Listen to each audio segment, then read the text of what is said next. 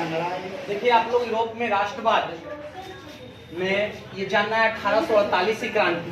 तो 1848 की क्रांति में लुई फिलिप एक उदारवादी शासक था। हाँ, लुई फिलिप एक उदारवादी लुई फिलिप एक उदारवादी शासक था, परंतु वो बहुत ही महत्वाकांक्षी इंसान था। उसने अपने विरोधियों को खुश करने के लिए कुछ मध्य वर्गीय अवलंबन नीति अपनाई। इसी प्रकार वो अपने तौर तरीके से शासन करना चाहता था और वह गीजो को प्रधानमंत्री नियुक्त किया, जो कट्टर प्रतिक्रियावादी था। वह किसी भी तरह के वैधानिक सामाजिक सुधारों के विरुद्ध था। किसी प्रकार के वैधानिक वो फ्रांस में पुनः पुरातन व्यवस्था लाना पसंद करते थे। किसी प्रकार पुरातन व्यवस्था रहे तो ज्यादा या थोड़ा बेहतर है। वो किसी भी प्रकार के सुधारात्मक कार्यक्रम में उसे विशेष रुचि नहीं थी। उसकी विदेश नीति भी एक तरह से कुछ अलग किस्म के थे। उसके शासन काल में देश में भूखमरी, गरीबी, बेरोजगारी व्याप्त होने लगे। तो इसके खिलाफ सुधारवादियों ने 22 फरवरी 1848 को थियर्स के नेतृत्व में एक भोज का आयोजन किया और यह भोज के आयोजन में सभी सुधारवादियों ने सरकार के खिलाफ गोलबंद हुए और 24 फरवरी 1848 को फिलिप गद्दी त्याग कर इंग्लैंड पलायन कर गया और नेशनल असेंबली ने अपने आप को गणतंत्र घोषित कर दिया। फिर उन्होंने 21 वर्ष के वयस्क पुरुषों को मताधिकार फ्रांस में दे दिए। इस प्रकार इस क्रांति का प्रभाव यूरोप के अन्य देश जैसे Germany, Italy, Austria, Holland, Poland, Ireland, England आदि देशों पर पड़ा, जो आपको 1848 की क्रांति के नाम से जाना जाता है।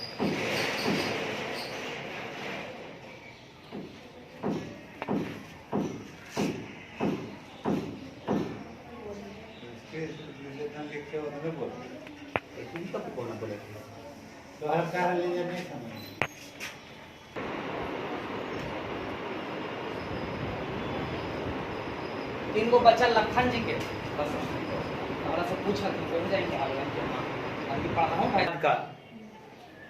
यूरोप में राष्ट्रवाद का अगला टॉपिक इटली का एकीकरण। तो इटली का एकीकरण जो है आपको मेटरनिक से पूर्व नेपोलियन के सैन्य अभियान के बाद इटली कई छोटे छोटे भागों में विभक्त था, लेकिन नेपोलियन के अभियान ने इटली को एकीकरण के मार्ग में प्रशस्त किया, एक नई रूपरेखा दिया इटली को एकीकरण में। लेकिन मेटरनिक के आने के बाद, जब मेटरनिक 1815 से 1848 तक अपने शासनकाल में इटली को कई भागों में पुनः विभक्त करने लगा, पुराने व्यवस्थाओं में अपनाने लगा, ताकि कि इटली कई छोटे छोटे भागों में विभक्त रहे, ताकि वहां पर अच्छे ढंग से अपने तौर तरीके से शासन कर सके, निरंकुश शासन कर सके। उसके बाद एक फ्रांसीसी क्रांति का प्रभाव, जो 1830 का जो फ्रांसीसी क्रांति था, उसका प्रभाव इटली में भी देखने को मिला। जब मेटरनिक का पतन हुआ तब पुनः मेजनी इटली में आकर सुधारात्मक कार्यक्रम चलाने लगा और अपना एक संगठन बनाया, यंग आपको इटली, जो 1831 में और यंग यूरोप 1834 में। उसके बाद इटली के नौजवानों में एक नई उत्साह भरा और धीरे धीरे इटली में नव जागरण और एकीकरण का मार्ग शुरू होने लगा। फिर यह आंदोलन का प्रभाव समूचे इटली में देखने को मिला। अब पुनः इटली में एक नए तरीके से नागरिक सुधार आंदोलन प्रारंभ हुए, जो एक सुधारात्मक कार्यक्रम के रूप में जाना जाता है। 1820 ईस्वी के कुछ राज्यों में संवैधानिक सुधार के कार्यक्रम हुए।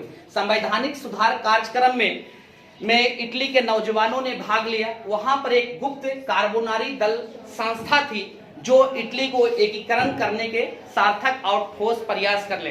धीरे धीरे इटली पूर्ण रूप से एकीकृत होता चला गया। ये अपने मन से